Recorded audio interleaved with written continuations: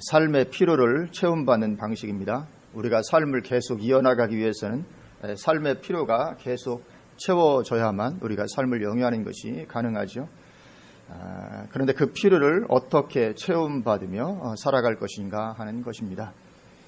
우선은 삶의 필요 이전에 내 삶의 주인을 누구로 할 것인가를 먼저 결정해야 합니다. 내 삶의 주인이 누구인가, 하나님인가, 재물인가 하는 것이죠. 이것은 예수님을 믿을 것인가, 믿지 않을 것인가의 문제가 아닙니다. 예수님을 믿고 난 이후의 이야기입니다. 오늘 본문 19절에서부터 24절까지가 그 말씀이죠. 다시 한번 읽어봅니다. 너희를 위하여 보물을 땅에 쌓아두지 말라. 거기는 좀과 동록이 해하며 도둑이 구멍을 뚫고 도둑질을 하느니라. 오직 너희를 위하여 보물을 하늘에 쌓아두라. 거기는 좀이나 동록이 해하지 못하며 도둑이 구멍을 뚫지도 못하고 도둑질도 못하느니라. 네 보물 있는 그곳에는 내 마음도 있느니라. 눈은 몸의 등불이니 그러므로 내 눈이 성하면 온몸이 밝을 것이요 눈이 나쁘면 온몸이 어두울 것이니 그러므로 내게 있는 빛이 어두우면 그 어둠이 얼마나 더하겠느냐. 한 사람이 두 주인을 섬기지 못할 것이니 혹 이를 미워하고 저를 사랑하거나 혹 이를 중히 여기고 저를 경히 여김이라. 너희가 하나님과 재물을 겸하여 섬기지 못하느니라. 아멘. 그렇게 말씀하십니다. 우리가 삶의 필요를 어떻게 체험받을 것인가 하는 것인데 그것을 말하기 이전에 나의 주인. 그래 우리가 삶의 필요의 핵심은 결국은 이제 재물, 재정, 돈인 거죠. 그래서 그 필요를 체험받는 방식을 말하기 이전에 누가 주인이냐, 하나님이냐, 아니면 재물이냐, 그것부터 분명히 해야 된다. 그것이 먼저 결정되어야 한다. 그렇게 말씀을 하는 것입니다. 우리는 당연히 하나님으로 우리 온 삶의 주인 삼고 살아가야 될 줄로 믿습니다. 그리고 그 다음으로는 이제 삶의 필요를 체험받는 방식을 어떻게 할 것인가를 결정을 하는 것입니다. 하나님을 믿지 않는 이방인들과 하나님을 믿는 그리스도인들은 그 방식에 있어서 다를 수밖에 없습니다. 하나님 안 믿고 살아가는 사람과 하나님 안에서 사는 사람이 삶의 방식이 같을 수는 없는 것이죠. 그래서 첫째로 이방인들의 방식은 염려하는 것이요 그리스도인들의 방식은 염려하지 않는 것이다. 그렇게 말씀을 하고 있습니다. 25절 26절을 보면 그러므로 내가 너희에게 이르노니 목숨을 위하여 무엇을 먹을까 무엇을 마실까 몸을 위하여 무엇을 입을까 염려하지 말라. 첫 번째 염려하지 말 것을 말씀하십니다. 목숨이 음식보다 중하지 아니하며 몸이 의복보다 중하지 아니하냐. 공중의 새를 보라. 심지도 않고 거두지도 않고 창고에 모아들이지도 아니하되 너희 하늘아버지께서 기르시나니 너희는 이것들보다 귀하지 아니하냐. 이게 먼저 염려하지 말 것이 요구가 되고 있습니다. 염려하는 것은 하나님 없이 살아가는 사람들의 삶의 방식이요 하나님의 자녀들에게는 창조주이신 아버지가 계시지 않냐 그런 것입니다. 그 아버지께서 필요를 공급하시고 기르실 것이 당연하지 않냐는 것입니다. 동의가 되어야 될 줄로 믿습니다. 하나님은 전능하시고 창조주이시고 그 전능하신 우리 아버지가 되십니다.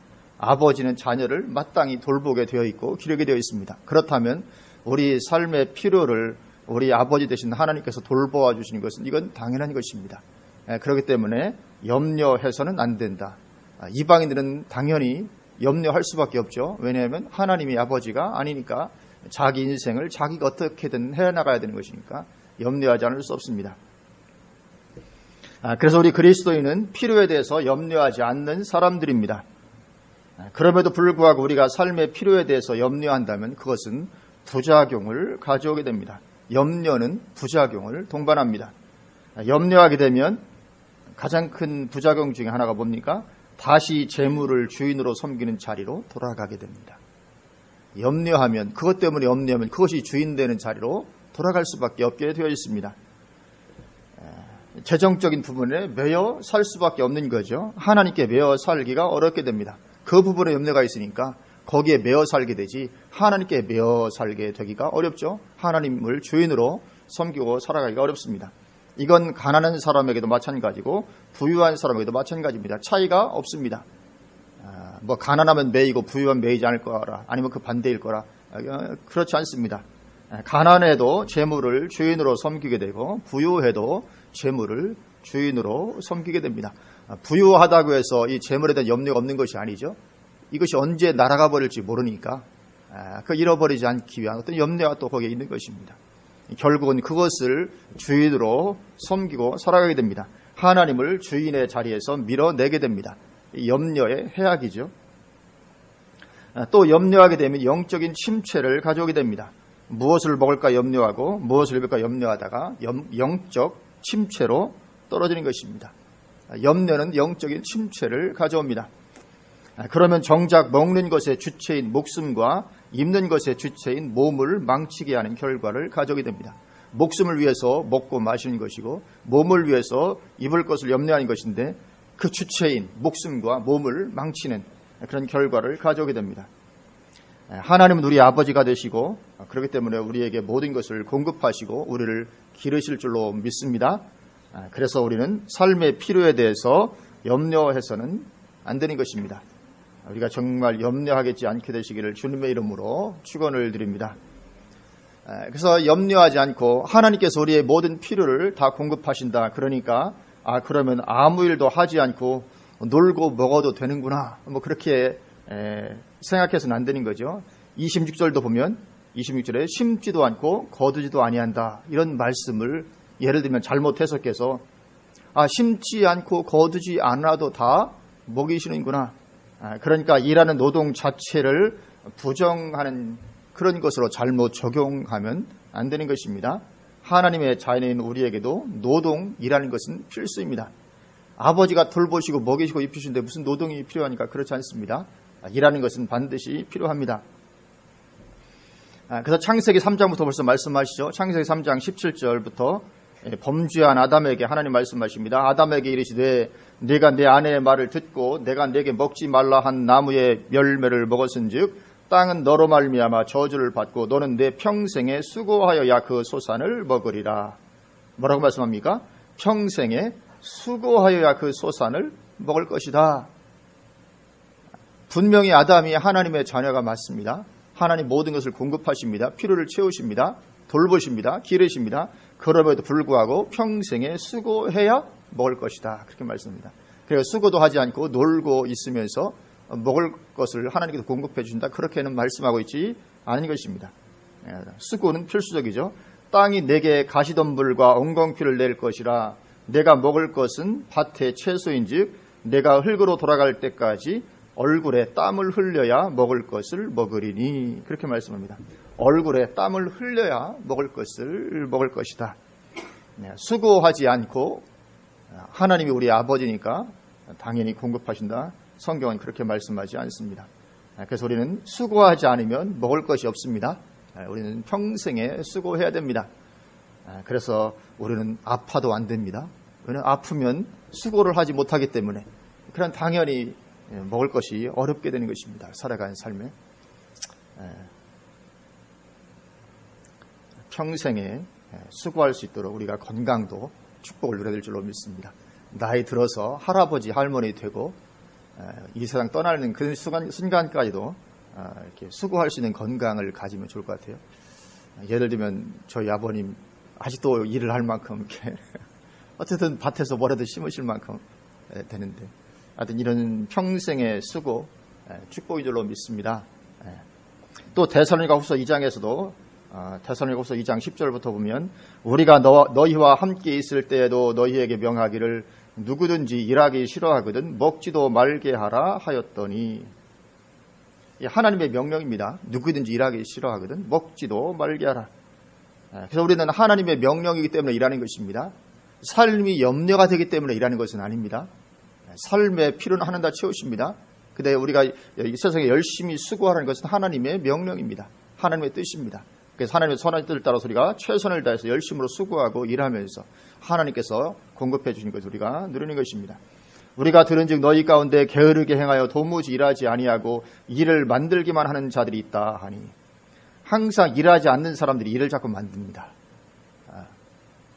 너희 가운데 게으르게 행하여 도무지 일하지 아니하고 일을 만들기만 하는 자들. 하여튼 일을 만들기만 하는 그런 가운데 있으면 만들 줄로 믿습니다. 하여튼 어디서든지 어느 공동체 어디든지 열심히 일하는 사람 불만이 없습니다. 항상 일 안 하는 사람이 뭔가 불만도 있고 일을 만들고 자꾸 엉뚱한 걸 하고 이런 가운데 있죠. 이런 자들에게 우리가 명하고 주 예수 그리스도 안에서 권하기를 조용히 일하여 자기 양식을 먹으라 하노라. 조용히 일하여 자기 양식을 먹으라. 조용히 일하면 하나님께서 양식은 공급해 주십니다. 그런 염려를 말하는 거죠. 우리가 반드시 주님 바라보면서 조용히 일하는 가운데 있으면 반드시 우리의 삶의 필요는 다 하나님께로부터 공급이 되게 되는 것인 줄로 믿습니다. 그래서 우리가 조용히 그렇게 일하는 가운데 있으면 우리는 삶의 필요에 대해서 염려할 이유가 없죠. 하나님 다 공급해 주십니다. 먹이시고 기르십니다. 그렇게 최선을 다해 일하면서 하나님의 일하심과 돌보심을 기대하는 것입니다. 단지 무엇입니까? 염려하지 말라는 거죠. 염려는 무익하다는 것입니다. 하나님 공급하시니까 염려하지 말고 선하게 일을 하는 가운데 있으면 하나님 다 책임지시고 공급해 주신다.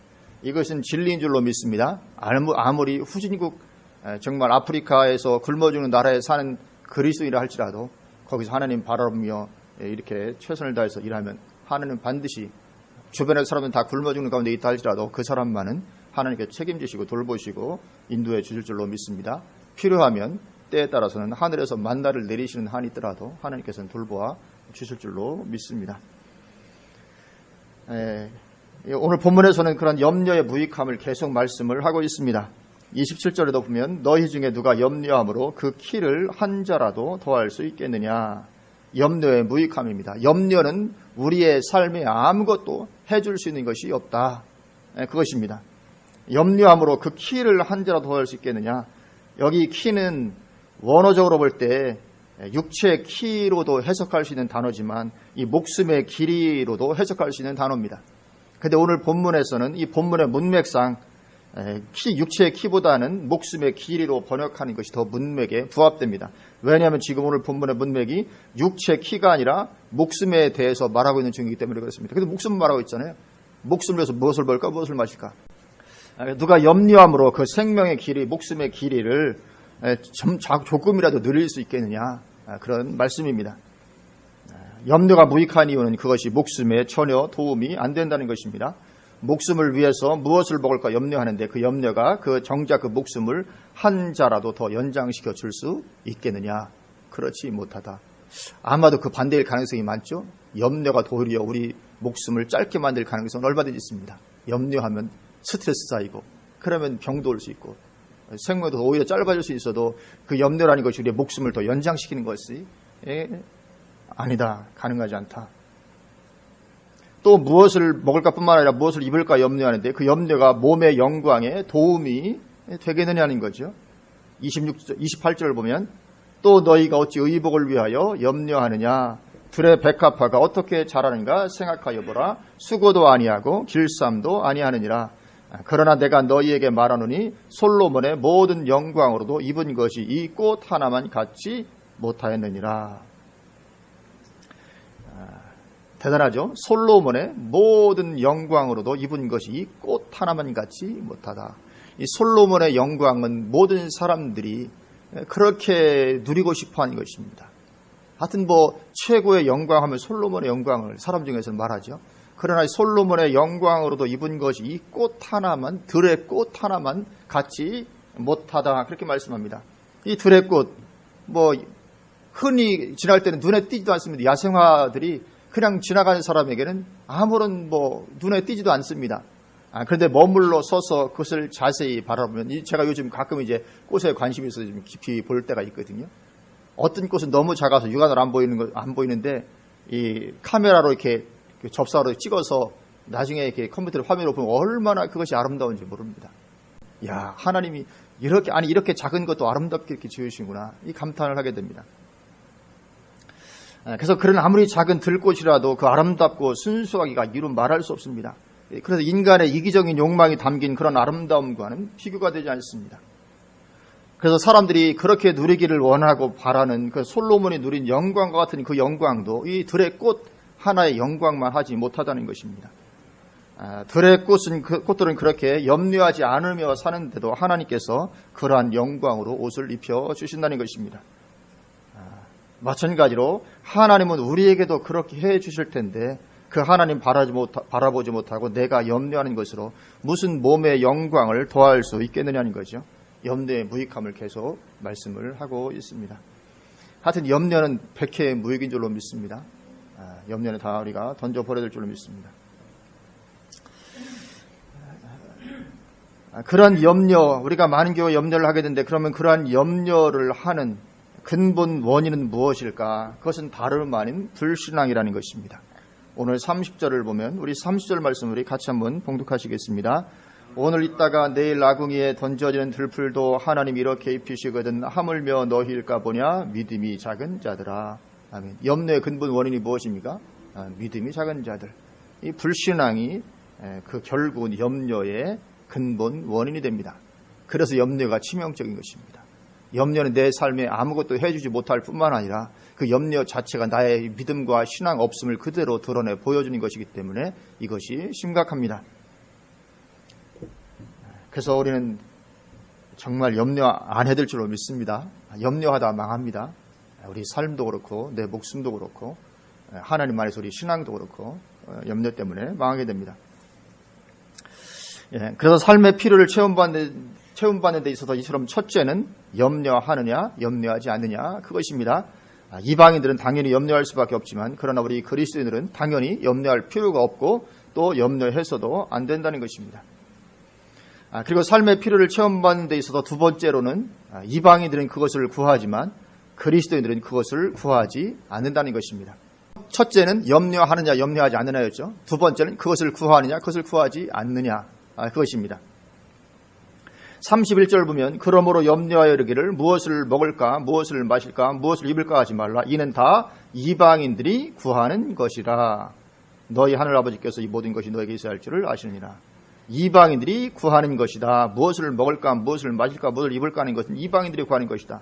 그럼 여기 구한다는 것의 의미가 무엇이겠습니까? 여기 구한다. 이것은 기도한다는 것을 말하는 것이 아닌 것을 보게 되죠. 이방인들이 먹을 것 마실 것 입을 것을 위해서 기도하지 않습니다. 그죠? 이건 기도한다는 의미가 아닙니다. 이것은 거기에 초점을 맞추고 거기에 몰입해서 살아가는 것을 말하는 것입니다. 이것이 구한다는 것의 의미입니다. 오늘 본문에서 구한다. 그렇기 때문에 33절의 구하라 역시 동일한 의미죠. 그런즉 너희는 먼저 그의 나라와 그의 의를 구하라. 그리하면 이 모든 것을 너희에게 더하시리라. 그래서 마찬가지로 여기 구하라도 기도하라는 의미가 아닙니다. 하나님의 나라와 하나님의 의를 위해서 기도하라 그런 말씀이 아닙니다. 왜냐하면 그 앞절인 32절 이방인들의 구하는 것과 비교가 대비가 되고 있기 때문에 그렇습니다. 이방인들을 하나님 없이 무시는 자로 살아가는 그들이 기도하지 않습니다. 무엇을 먹을까 무엇을 마실까 무엇을 입을까 염려하면서 온 삶으로 그것을 추구하고 거기에 몰입해서 살아갑니다. 이것이 구하는 것의 의미입니다. 마찬가지로 우리는 어떻게 된다고요? 하나님의 나라와 하나님의 의에 모든 관심과 초점을 두고 거기에 몰입해서 살아가는 것을 말하는 것입니다. 그래서 우리는 먼저 하나님의 나라를 추구하는 것입니다. 먼저 하나님의 나라를 구하는 것입니다. 나라는 우리가 아시죠? 통치 개념입니다. 나라는 통치의 개념입니다. 하나님의 나라 그러면 하나님의 통치 영역이 미치는 곳을 하나님의 나라라고 말씀을 합니다. 그러니까 하나님의 통치가 이루어지기를 추구하라 그런 의미죠. 하나님의 나라를 구하라는 것은 하나님의 통치가 이루어지기를 구하고 추구하라. 거기에 초점을 맞추고 살아가라. 그것입니다. 그래서 먼저는 내 개인적인 삶에 하나님의 통치가 이루어지는 삶이 되기를 추구하는 것입니다. 내 개인적으로 하나님이 나를 장악하시고 나를 다스리시고 나를 통치하시고 나에게 충만하시고 내게 역사하시고 하나님의 그 행하심이 가득한 삶이 되기를 추구하는 것입니다.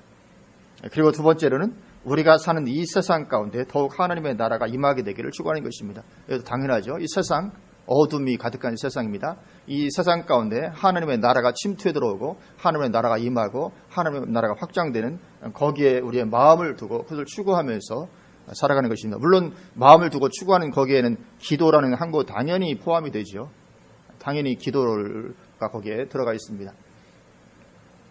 그리고 또 세 번째로는 이제 앞으로 완성될 미래적 하나님의 나라를 고대하고 사는 것입니다. 이제 우리가 생명이 다하면 주님 재림하시면 펼쳐질 그 미래적 하나님의 나라 우리가 거기에 마음을 두고 고대하며 사는 것입니다. 이것이 하나님의 나라를 구하는 것입니다. 우리 개인적으로 내 삶 가운데, 그리고 우리 가정 가운데도 당연히 들어가겠고요. 또 이 세상 가운데 그렇게 하나님의 나라가 임하고 또 마침내 주님 재림하시면 이루어지게 될 하나님의 나라. 성경은 거기에 우리의 마음을 두고 살라고 말씀을 하고 있죠. 그것이 하나님의 나라를 구하는 게 삶입니다. 그리고 두 번째로는 하나님의 의를 추구하는 것입니다. 하나님의 의. 이 하나님의 의, 여기서 하나님의 의는 우리가 예수님 믿었으니까 너 의롭게 되었다고 인정해 주시는 칭의를 말하는 것이 아닙니다. 우리 예수님 믿으면 하나님 우리를 의롭게 해주십니다. 근데 오늘 본문에서 그 의를 말하는 것이 아니고 의로운 삶, 선을 행하는 삶을 말하는 것입니다. 의로운 삶, 선을 행하는 삶, 그 삶을 지속적으로 추구하는 것입니다. 이것이 하나님의 의를 구하는 것입니다. 그러니까 말씀을 따라 살아가는 거죠. 말씀이 내 안에 이루어지고, 선은 하나님의 뜻이 선이니까 그렇게 하나님의 뜻 가운데 정말 그런 삶을 지속적으로 추구해 나가는 것입니다. 그래서 육신의 열매를 맺는 삶이 아니라 성령의 열매들을 맺는 삶이 되는 거죠. 이것이 하나님의 의입니다. 그래서 나에게 하나님의 의가 가득한, 당연히 예수님 믿으면 칭의가 되지만 그걸 넘어서서 내 삶에 하나님의 의로우심이 가득하게 열매로 드러나는 풍성한, 우리가 이것을 추구하는 것입니다. 그러면 이 모든 것을 더하시게 되는 것입니다. 그러면 하나님께서 내가 이 모든 것, 삶의 모든 필요를 내가 돌보아 주겠다, 그렇게 말씀하고 있습니다.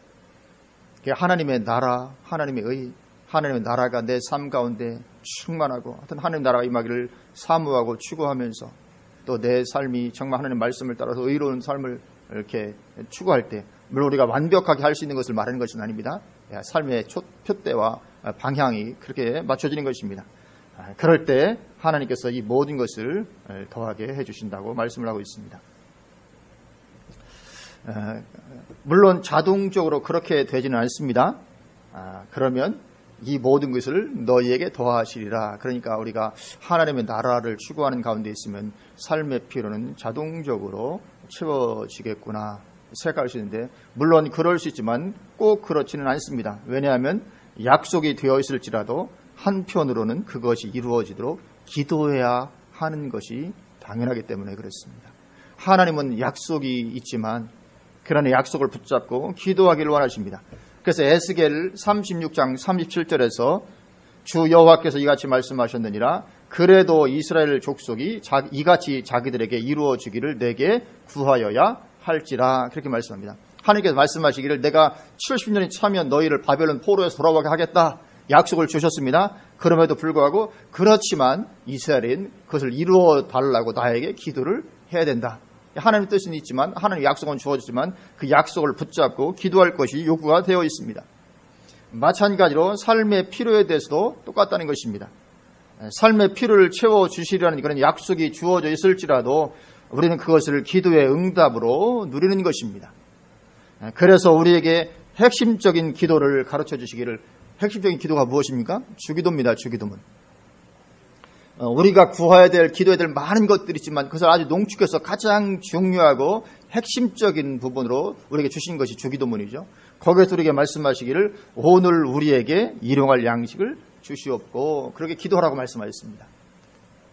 아니, 우리가 하나님의 나라와 의를 구하면 이 모든 것을 너에게 더하신다고 말씀하시는데 왜 또 굳이 그렇게 삶의 필요를 위해서 일용할 양식을 달라고 기도를 하라고 하시는가? 그런 것입니다. 약속은 주어져 있지만 기도로 그것을 취하여 누리는 것입니다. 그래서 그래서 예전 그 주기도문은 오늘날 우리에게 되어 있는데 오늘날이 아닙니다. 번역이 잘못돼서 요즘 이제 오늘로 주신 거죠. 오늘날이 아니고 오늘 필요한 양식, 그날 그래 필요했던 양식이죠. 그래서 오늘 우리에게 일용할 양식을 주시옵고, 그렇게 하라고 말씀을 하고 있습니다. 기도하라고. 그래서 하나님의 약속은 항상 기도를 통해 이루어지기 때문에 당연히 약속된, 하나님의 자녀들이 약속된 삶의 필요지만 그것을 위해서 기도하라고 말씀을 하고 있는 것입니다. 그래서 일용할 양식을 위해서 기도하는 것은 성경적입니다. 여기 양식은 오늘날로 말하면 쌀을 위해서 기도하는 것이 아니고 가장 보편적인 돈이죠. 돈, 재정. 내가 오늘 필요하던 재정들, 우리 가정의 어떤 재정적 필요들 위해서 기도하는 것은 성경적이고 그 기도를 통해서 하나님께서 그런 부분들을 공급을 하십니다. 그렇게 이 모든 것을 너에게 더하시리라. 오늘 본문의 이 말씀 역시 기도의 응답으로 우리가 누리게 되는 것입니다. 그래서 오늘 말씀을 이제 정리를 해보면 우리는 먼저 내 삶의 주인이 누구인가를 분명하는 것입니다. 내 삶의 주인이 재물이 아니다. 내 삶의 주인은 하나님이다. 이것을 분명히 하는 것입니다. 그리고 삶의 필요는 염려로 얻는 게 아니라는 것입니다. 그래서 염려를 내어 버리는 것입니다. 이제 내 삶의 필요에 대해서는 염려하지 않고 작정을 하는 것입니다. 내 삶에 대해서 어떤 것도 염려할 것 없다. 하나님 다 채우시고 하나님 다 돌보시고 있어야 될 것도 이미 하신다. 그렇지만 기도를 하는 것입니다. 그리고 또 그것을 추구함으로 얻는 것도 아니라는 것입니다. 삶의 필요에 초점을 두고 그것을 구하는 삶은 하나님 없이 사는 이방인들에게나 해당되는 것이라는 것입니다. 우리는 그 모든 것을 어떻게 얻습니까? 하나님의 나라와 의를 구함으로 얻는 것입니다. 그리고 거기에 기도하는 것을 더해서 얻는 것입니다. 그래서 우리가 이런 은혜, 우리의 삶 가운데 하나님 약속을 변치 아니하시고 이 말씀 속으로 들어가면 우리의 삶 가운데 하나님이 놀랍게 이렇게 운행하심이 날마다 경험이 되게 될 줄로 믿습니다. 그렇게 하나님께서 함께 해주시는 복된 삶 우리 평생에 충만하게 되시기를 주님의 이름으로 축원을 드립니다. 아멘.